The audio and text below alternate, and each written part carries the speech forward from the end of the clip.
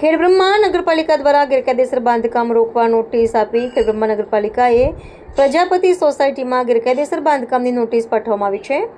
આ નોટિસમાં તેમની તાત્કાલિક બાંધકામ બંધ કરવા અને 7 દિવસમાં જરૂરી પુરાવા રજૂ કરવા આદેશ કરવામાં આવ્યો છે. ખેડબ્રહ્મા નગરપાલિકા દ્વારા પ્રાપ્ત માહિતી પ્રમાણે દશરથભાઈ વર્ધીચંદ પ્રજાપતિ સોસાયટી સ્ટેશન વિસ્તારમાં પ્રજાપતિ ભરતકુમાર તારાચંદના મકાનની બાજુમાં નવું મકાન બાંધકામ કરી રહ્યા છે. કોઈપણ પ્રકારની પરવાનગી વગર કરવામાં આવી રહી હોવાની રજૂઆત ખેડબ્રહ્મા નગરપાલિકાને મળી હતી. આ રજૂઆતના આધારે નગરપાલિકા દ્વારા સ્થળ તપાસ કરવામાં આવી હતી. પ્રાથમિક દ્રષ્ટિએ તપાસમાં જાણવા મળ્યું કે સદર જગ્યામાં ખરેખર બાંધકામ ચાલી રહ્યું છે.